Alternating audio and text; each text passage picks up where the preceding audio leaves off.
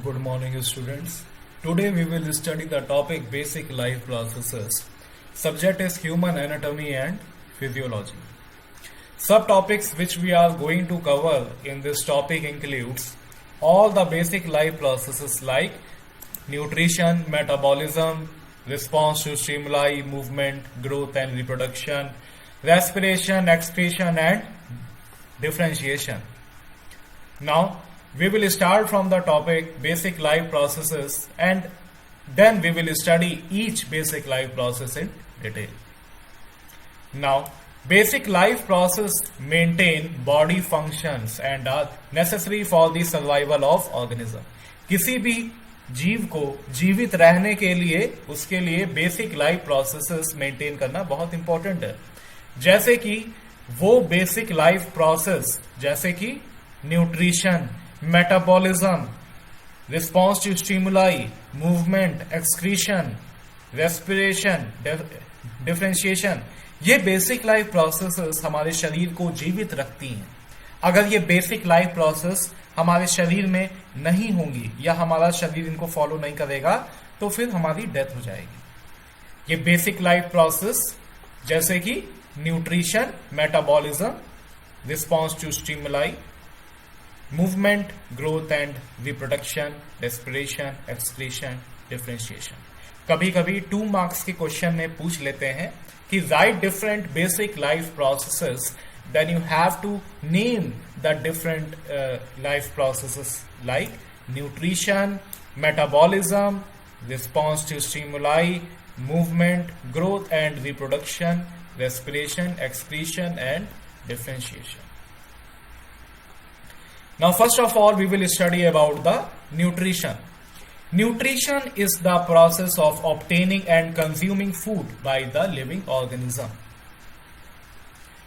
Nutrition involves the process of digestion. Digestion is the enzymatic breakdown of food and absorption of nutrients inside alimentary canal to obtain ATP. Example क्या है? In the stomach, hydrochloric acid and enzymes like proteases, gastric acid, etc. break protein into smaller chains of amino acids. हमारा शरीर protein को absorb करने में असमर्थ है, तो हमारे शरीर में क्या होता है, एंजाइम्स प्रोटीन को ब्रेक डाउन करते हैं इनटू स्मॉलर अमीनो एसिड्स और वो आसानी से एब्जॉर्ब कर लिए जाते हैं. ठीक. प्रोटीन का डाइजेशन हमेशा स्टमक और डिओडिनम में होता है. Duodenum is the first part of small intestine. कैसे होता है प्रोटीन का digestion? Inside the stomach protein के ऊपर पेप्सिन नाम का एंजाइम एक्ट करता है और प्रोटीन को प्रोटियोसिस, पेप्टोन्स और पॉलीपेप्टाइड्स में ब्रेक कर देता है.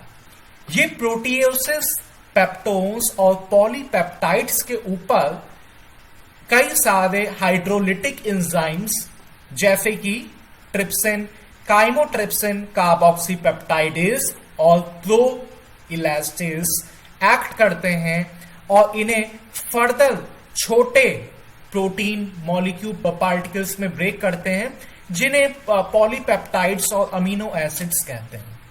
ये पॉलीपेप्टाइड्स और अमीनो एसिड्स के ऊपर पेप्टाइडेज नाम की एंजाइम एक्ट करती है और इन्हें सिंपलर अमीनो एसिड्स में लाकर रख देती है. और ये सिंपलर अमीनो एसिड्स जो हैं हमारी एलिमेंट्री कैनाल के द्वारा आसानी से एब्जॉर्ब कर लिए जाते हैं.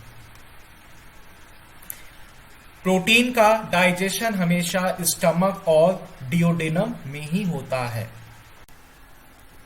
कार्बोहाइड्रेट का डाइजेशन हमेशा बक्कल कैविटी और स्मॉल इंटेस्टाइन में होता है. स्मॉल इंटेस्टाइन के कई पार्ट हैं, duodenum, jejunum, ileum. Small intestine में कुछ खास तरीके की एंजाइम्स प्रेजेंट होती है जिन्हें कहते हैं हम लोग ब्रश बॉर्डर एंजाइम, जैसे कि pancreatic amylase, maltase, lactase, sucrase etcetera. अब द स्टार्टिंग ऑफ GIT कहाँ से होती है? बक्कल कैविटी से होती है। बक्कल कैविटी में क्या क्या प्रेजेंट है? टीथ प्रेजेंट है और टंग प्रेजेंट है, मैंडिबल प्रेजेंट है, मैक्सिला प्रेजेंट है ना। यहाँ पे क्या होती है? The process of mastication. Mastication में क्या होता है? हम अपने खाने को with the help of our teeth and saliva चबा चबा के खाते हैं। आपके खाने में जो स्टार्च प्रेजेंट होता है, स्टार्च क्या है? पॉलीपेप्टाइड है। उसको सलाइवरी एमाइलेज नाम का एंजाइम जो हमारे सलाइवा में प्रेजेंट है, माल्टोस में ब्रेक डाउन कर देता है। माल्टोस को फिर माल्टेस नाम का एंजाइम सिंपल ग्लूकोज मॉलिक्यूल में ब्रेक डाउन कर देता है। ठीक, तो यह है कि स्टार्च का जो डाइजेशन है ये आपकी बक्कल कैविटी में, माउथ में स्टार्ट हो चुका होता है। अब बात आती है आपके स्टमक की। स्टमक में कार्बोहाइड्रेट का डाइजेशन नहीं होता। स्मॉल इंटेस्टाइन में जो आपके ब्रश बॉर्डर एंजाइम है वो कैसे काम करते हैं देखते हैं। पैनक्रियाटिक एमाइलेज स्टार्च को माल्टोस मॉलिक्यूल में ब्रेक कर देता है। माल्टेस एंजाइम माल्टोस को 2 ग्लूकोज मॉलिक्यूल्स में ब्रेक कर देता है। लैक्टेस एंजाइम लैक्टोज को, जिसे हम लोग मिल्क शुगर भी कहते हैं, ग्लूकोज और गैलेक्टोज में ब्रेक डाउन कर देता है। सुक्रोज के ऊपर सुक्रेस नाम की एंजाइम एक्ट करती है और इस डाइसैकेराइड शुगर को ग्लूकोज और फ्रक्टोज में ब्रेक कर देती है। ठीक, तो ये आपका माल्टोस, लैक्टोस, सुक्रोज, ये सब क्या है? They are disaccharide sugar. Glucose क्या है? गैलेक्टोज क्या है? ये सब क्या है? ये आपके हैं मोनोसैकेराइड्स। माल्टोस भी आपका डाइसैकेराइड शुगर है। तो कार्बोहाइड्रेट का डाइजेशन आपकी बक्कल कैविटी और स्मॉल इंटेस्टाइन में होता है। स्मॉल इंटेस्टाइन में कुछ खास तरीके के ब्रश बॉर्डर एंजाइम्स प्रेजेंट है जो कार्बोहाइड्रेट के डाइजेशन में हेल्प करते हैं। Second basic life process is metabolism. Metabolism 2 types के होते हैं, anabolism and catabolism. Metabolism is the summarized form of biochemical process taking place inside our body. जितनी भी बायोकेमिकल प्रोसेसेस हमारे शरीर में हो रही हैं उनका जो संक्षिप्त रूप है उसे कहते हैं metabolism. Metabolism takes place in the liver. Metabolism कहाँ होता है? Metabolism takes place in liver. Metabolism कहाँ है? Metabolism mainly takes place in liver. Liver क्या करता है? लीवर लाइपोफिलिक ड्रग्स को हाइड्रोफिलिक ड्रग्स में कन्वर्ट कर देता है और हाइड्रोफिलिक ड्रग यूरिन के माध्यम से हमारे शरीर के बाहर चली जाती हैं। अगर लीवर अपना काम ठीक से ना करे तो लाइपोफिलिक ड्रग्स बहुत लंबे समय तक हमारे ब्लड में प्रेजेंट रहेगी और टॉक्सिसिटी क्रिएट कर देगी। टॉक्सिसिटी जब क्रिएट हो जाएगी तो कई तरीके के प्रॉब्लम्स, ऑर्गन फेलियर हो सकते हैं। ठीक, तो क्या है? Liver convert lipophilic drug into hydrophilic drug and then the hydrophilic drug leave our body through urine. Metabolism convert lipophilic drugs to hydrophilic drugs and then the hydrophilic drugs leave our body through urine.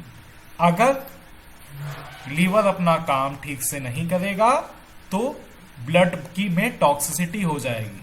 तो liver का एक बहुत important function होता है, it detoxify our blood. तो liver blood को detoxify कैसे करता है? लाइपोफिलिक ड्रग्स को हाइड्रोफिलिक ड्रग में चेंज करके। Now there are 2 type of metabolic processes. There are 2 type of metabolic processes. The first type of metabolic processes is anabolic process or anabolism. The second type of metabolic process is catabolism. The first metabolic process is anabolism. It is a constructive biochemical process. ये constructive biochemical process है क्योंकि इसमें कई सारे monomer एक साथ मिल जाते हैं और बनाते हैं polymer. For example, a number of glucose molecule link together to form a polymer glycogen. और इस प्रोसेस को क्या कहते हैं? Glycogenesis. Glycogenesis is a process in which a number of glucose molecules join together to form a polymer glycogen. Glycogen is then stored in liver and skeletal muscles. इसीलिए anabolism को constructive biochemical process कहा जाता है. ये जो process होती है ये क्या है? It is endothermic in nature. This process consume energy. It means ATP is required in this process. In this process, a number of small molecules link together or combine together to form a compound. Example क्या है इस process का? Glycogenesis. Glycogenesis. Glycogenesis इसका example. Next process is catabolism. Catabolism क्या है? It is a destructive process. Destructive biochemical process. इसमें क्या होता है? एक कंपाउंड कई सारे छोटे मॉलिक्यूल में ब्रेक डाउन हो जाता है. फॉर एग्जाम्पल, कैटाबॉलिज्म का एक एग्जाम्पल है ग्लाइकोलिसिस. ग्लाइकोलिसिस में क्या होता है? ग्लूकोज मॉलिक्यूल जो है वो पायरुवेट मॉलिक्यूल और एटीपी में ब्रेक डाउन हो जाता है. ठीक, हम लोगों ने पहले ही पढ़ा है. Glycolysis is a catabolic process which take place in the cytoplasm of cell. This process is exothermic in nature. Exothermic in nature है क्योंकि ग्लाइकोलिसिस जब खत्म होती है तो वो क्या देती है? एटीपी मॉलिक्यूल देती है. ठीक है. Glycolysis is a catabolic process in which glucose molecule break down into pyruvate, hydrogen ion and ATP molecule.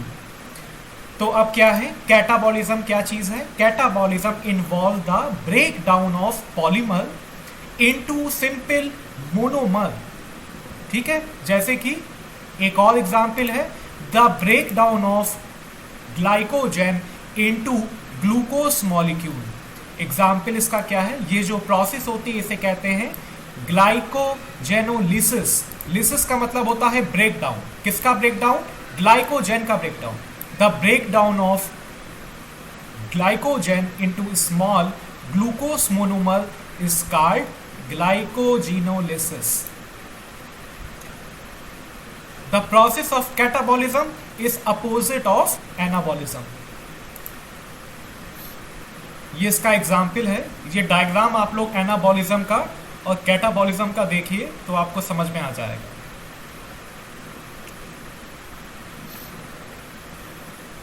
Third basic life process, response to stimuli. अगर आपकी तरफ कोई चीज बहुत स्पीड के साथ आ रही है तो आप तुरंत हट जाते हैं उसके सामने से. तो इसका मतलब क्या है? You are having a certain response to stimuli. इसके बाद में पढ़ते हैं all organism react to changes in their environment. हमारे इन्वायरमेंट में क्या क्या चीज़ें हो रही हैं उसके हिसाब से हम अपने आप को भी चेंज करते हैं. On exposure to external stimuli organism react quickly and in a positive manner. It means कि अगर कोई ऑब्जेक्ट कोई हमारी तरफ फेंकता है तो हम सामने से हट जाते हैं कि हमें उस ऑब्जेक्ट से चोट ना लग जाए. तो ये क्या चीज है? ये हमारा है response to external stimuli. Response to stimuli is immediate and purposeful. ये जो आप जो एक्शन लेते हो ये क्या होता है, ये इट इज एन, ये एक्शन आप फौरन लेते हो कि आपको चोट ना लग जाए और तुरंत हट जाते हो अगर कोई ऑब्जेक्ट आपके करीब आता है। एग्जाम्पल क्या है, एग्जाम्पल है इसका, in day light, day light क्या है, external stimuli, pupil of our eyes constrict, constriction of pupil due to the daylight, ये क्या चीज है, response to stimuli, ठीक। और constriction of pupil is called meiosis। ये आपको याद करना है, एग्जाम में कई बार क्वेश्चन पूछा गया है कि what is meiosis, तो ये आपको लिखना है constriction of pupil is called meiosis। एक और एग्जाम्पल लेते हैं, इन डिम लाइट, डिम लाइट का मतलब क्या है, शाम का वक्त लाइट बहुत कम है, तो लाइट बहुत कम है तो ये भी क्या है, ये है एक्सटर्नल स्टिमुलाई। जब लाइट कम होती है तो हमारी आंखों की जो प्यूपिल होती है वो डायलेट हो जाती है, तो dilation of pupil is the response to external stimuli. अब जब हमारी आंखों की प्यूपिल जब डायलेट हो जाएगी तो वो कोशिश करेगी कि ज़्यादा से ज़्यादा लाइट रेटिना पे फॉल हो, और ये जो प्रोसेस होती है डायलेशन ऑफ प्यूपिल, इसे क्या कहते हैं, माइड्रियासिस, ठीक है। तो you have to learn the difference between constriction of pupil and dilation of pupil. तो कॉन्स्ट्रिक्शन ऑफ प्यूपिल को क्या कहते हैं, मायोसिस, डायलेशन ऑफ प्यूपिल को क्या कहते हैं, माइड्रियासिस। ये दो टर्म आपको याद करने हैं, बहुत इंपॉर्टेंट है। Fourth life process is called human reproduction. Human reproduction involve the sexual intercourse between a man and woman.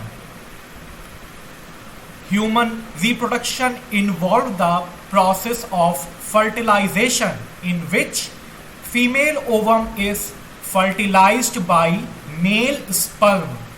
हमें पता है कि fertilization के लिए fusion of ovum and sperm बहुत important है, और ये fertilization की process कहाँ होती है, fallopian tube में होती है। तो ये जो डायग्राम है इसे ऑब्जर्व करिए, the fertilization occur between the sperm and ovum egg, then it changes into the zygote then differentiate to form embryo, and then embryo develop into a baby। Fifth basic life process is movement। movement क्या है, movement is the ability of a cell or a single organism to move from one place to another। जितने भी जीव जंतु हैं एक place से दूसरे प्लेस मूव करते हैं। क्यों मूव करते हैं, फॉर सर्चिंग फूड, खाने पीने के लिए मूव करते हैं, और अगर क्लाइमेटिक कंडीशंस अगर चेंज होती है किसी एक पर्टिकुलर प्लेस की, तो वो प्लेस छोड़ के वो उस जगह मूव करते हैं जहां पे क्लाइमेटिक कंडीशन उनके फेवर में हो। तो ये प्रोसेस क्या होती है, मूवमेंट। मूवमेंट क्या है, अगर मूवमेंट नहीं होगा कंटिन्यूअसली तो भी ऑर्गेनिज्म की डेथ हो जाएगी due to the harsh climate, और अगर उसे खाना पीना नहीं मिलेगा तो भी। The combined action of human muscles, nerve and bones help in the movement of human body from one place to another। movement, जो हम लोग जो movement करते हैं उसमें हमारी मांसपेशियां, नर्व और हड्डियों का इस्तेमाल हमारा शरीर करता है।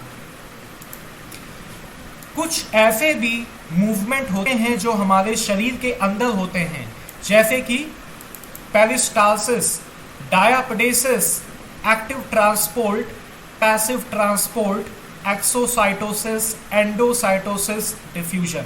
तो ये कुछ ऐसे भी मूवमेंट हैं जो हमारे शरीर के अंदर होते हैं। पेरिस्टालसिस क्या होती है, peristalsis is an involuntary, involuntary का मतलब है जो हमारे कंट्रोल में नहीं है। Peristalsis is a involuntary wave-like movement which push food particles क्या है, in form of bolus forward inside our alimentary canal. Peristalsis एक internal movement है जो डाइजेस्टेड या सेमी डाइजेस्टेड फूड को हमारी एलिमेंट्री कैनाल में आगे की तरफ पुश करता है. अगर खाना हमारा कंटिन्यूअसली मूव नहीं करेगा एलिमेंट्री कैनाल में तो क्या हो जाएगा, खाना सड़ जाएगा, बैक्टीरियल ग्रोथ वहाँ पे हो जाएगी और उस इंटेस्टाइन के पार्ट में इन्फेक्शन हो जाएगा. तो पेरिस्टाल्सिस क्या है, बहुत इंपॉर्टेंट है कि खाना हमारा चाहे वो डाइजेस्ट हो चुका हो या नहीं हुआ हो, वो कंटिन्यूअस मूवमेंट में रहे, एक जगह रुके ना. अगर खाना एक जगह एलिमेंट्री कैनाल में रुक जाएगा तो वहाँ पे इन्फेक्शन हो जाएगा एलिमेंट्री कैनाल में. अब इसके बाद second type of internal movement है जो बहुत इंपॉर्टेंट है, इसे कहते हैं diapedesis. Diapedesis is the movement of WBC outside the capillaries to engulf foreign bodies. Diapedesis के बारे में हम लोगों ने पढ़ा भी था कि कैपिलरीज के जो पोर होते हैं वो बहुत बड़े होते हैं जिनके माध्यम से WBC बाहर निकल आते हैं और सेल के बीच में जो इंटरस्टिशियल फ्लूइड भरा है या टिश्यू फ्लूइड भरा है वहाँ पे जो बैक्टीरिया या फॉरेन बॉडीज प्रेजेंट होते हैं उन्हें इनगल्फ करके मार देते हैं, किल कर देते हैं. तो ये प्रोसेस क्या होती है, डायापेडेसिस. डायापेडेसिस कई बार पूछ लेते हैं एग्जाम में, तो इसकी सिंपल डेफिनेशन आपको याद रखनी है. डायापेडेसिस is the movement of WBC's white blood cells outside the capillaries to engulf foreign bodies. Sixth basic life process is called growth. Growth क्या है, सब में होती है growth. All living organism continuously undergo growth and development. Baby क्या होता है, बड़ा होता है और एडल्ट बन जाता है. तो ये क्या है, कंटिन्यूअस ग्रोथ है. Growth is defined as a gradual development in maturity, age, size and weight of an individual.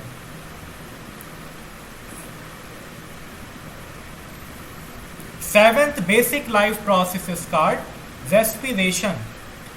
Respiration क्या होती है, रेस्पिरेशन में हम लोग सांस लेते हैं और सांस क्या है, सांस लेना हमारे लिए बहुत इंपॉर्टेंट है. रेस्पिरेटरी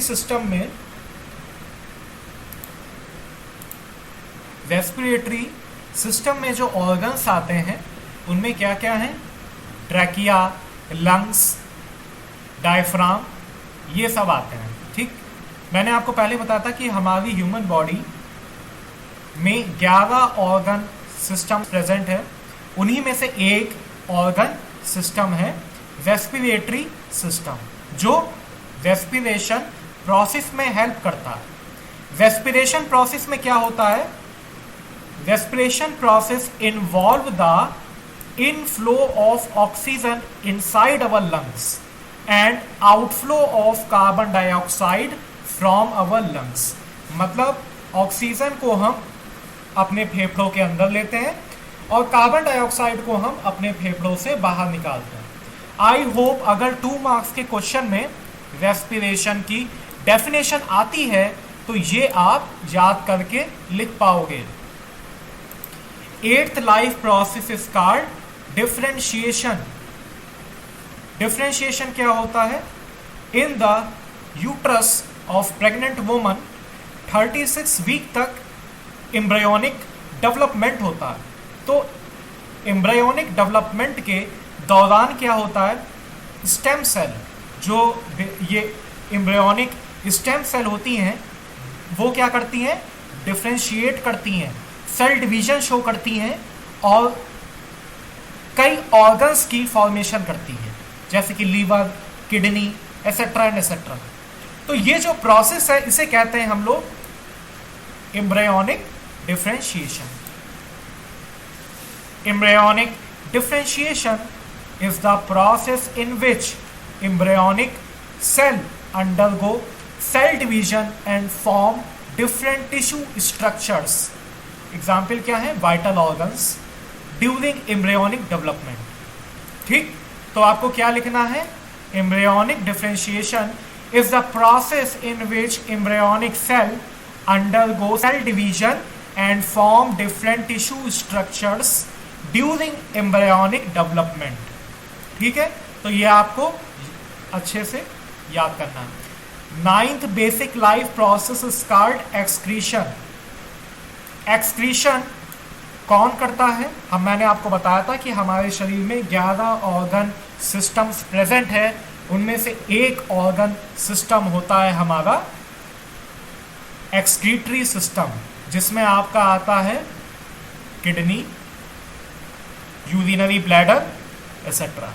और भी कई ऑर्गन्स हैं जो एक्सक्रीशन में इन्वॉल्व हैं, जैसे कि हमारी स्किन हो जाती है. स्किन क्या करती है? एक्सक्रीट. स्किन करती है स्वेट, पसीना निकालती है. पसीने में भी कई तरीके के टॉक्सिन्स होते हैं जो हमारी बॉडी शरीर के बाहर निकालती है स्किन के माध्यम से. अब क्या आता है आपका लंग्स. लंग्स भी क्या करता है? एक्सक्रीशन करता है. किसका एक्सक्रीशन करता है? टॉक्सिक कार्बन डाइऑक्साइड का. कार्बन डाइऑक्साइड को हमारे शरीर से बाहर निकालते हैं हमारे फेफड़े. ठीक है, during the process of respiration. तो ये क्या है? Excretion is a process by which metabolic waste are removed from our body. अब कई बच्चों को लग रहा होगा मेटाबॉलिक वेस्ट क्या होता है. मेटाबॉलिक वेस्ट वो वेस्ट है, वो टॉक्सिक प्रोटीन है जो बाई प्रोडक्ट होते हैं मेटाबॉलिक प्रोसेसेस के. कई ऐसी मेटाबॉलिक प्रोसेसेस होती हैं, रिएक्शंस होती हैं, जिनके एंड में एक बाई प्रोडक्ट फॉर्म हो जाता है. वो बाई प्रोडक्ट टॉक्सिक भी हो सकता है, और वो अगर टॉक्सिक है तो उसे हम लोग कहते हैं मेटाबॉलिक वेस्ट. उसको हमारे शरीर की सेल क्या करती है? कई कोशिश करती है कि उसे सेल के बाहर निकाला जाए, और उसके बाद हमारे ऑर्गन भी उसको हमारे शरीर के बाहर निकालने में योगदान देते हैं. जैसे कि हमारी स्किन हो गई. स्किन क्या बाहर निकालती है? स्वेट. स्वेट को बाहर निकालती है. किडनी क्या बाहर निकालती है? यूरिन बाहर निकालती है. लंग्स क्या बाहर निकालती है? कार्बन डाइऑक्साइड बाहर निकालती है. ठीक, अब ये आपका छोटा सा एक कुछ क्वेश्चन आंसर मैंने आपको दिए, असाइनमेंट है. तो ये आपको लिखना है name different basic life processes. केवल आपको नाम लिखने. इसमें कुछ टर्म भी है, ये आपको डेफिनेशन लिखनी है. न्यूट्रिशन की, डाइजेशन की, रेस्पिरेशन की, एक्सक्रीशन की. इसके बाद सबसे इंपॉर्टेंट आपका क्वेश्चन आता है differentiate between catabolism and anabolism. ये बहुत इंपॉर्टेंट क्वेश्चन है. और at last fill in the blanks. Constriction of pupil को क्या कहते हैं और डायलेशन ऑफ प्यूपिल को क्या कहते हैं. ये हम लोगों ने पढ़ा है कि कॉन्स्ट्रिक्शन ऑफ प्यूपिल को हम लोग कहते हैं मायोसिस. कॉन्स्ट्रिक्शन ऑफ प्यूपिल इसलिए होता है कि जब लाइट बहुत ज़्यादा है, इंटेंसिटी लाइट की बहुत ज़्यादा है, तो वो लाइट हमारी आँखों को डैमेज कर सकती है, रेटिना को डैमेज कर सकती है. तो हमारी आँखों की जो प्यूपिल होती है वो कॉन्स्ट्रिक्ट हो जाती है, जिससे कम से कम लाइट हमारी आंखों के अंदर इंटर हो. ठीक है, तो ये प्रोसेस क्या होती है आपकी? कॉन्स्ट्रिक्शन ऑफ प्यूपिल, और इसे क्या कहते हैं? मायोसिस. सेकेंड कंडीशन क्या है? Dilation of प्यूपिल. डायलेशन ऑफ प्यूपिल में क्या होती है? हमारी आंखों की पुतली या प्यूपिल क्या है? फैल जाता है, डायलेट हो जाता है कि ज़्यादा से ज़्यादा लाइट आंखों के अंदर पड़े. तो ऐसी हमारी आंखें क्यों करती हैं? ये रिस्पॉन्स क्यों शो करती है? क्योंकि लाइट बाहर बहुत कम है, शाम का वक्त है, रात का वक्त है, और हमारी आंखें कुछ साफ नहीं देख पा रही हैं. तो एक एक्शन जो हमारी आंखें करती हैं, प्यूपिल को डायलेट कर देती हैं. ठीक है, प्यूपिल डायलेट हो जाएगा तो हमारी आंखें और साफ देख पाएंगी, ज़्यादा से ज़्यादा लाइट आंखों में आएगी, रेटिना पे फॉल करेगी. ठीक है, तो ये दो टर्म आपको याद करने हैं. ठीक है, यहाँ पे आपका ये टॉपिक फिनिश होता है.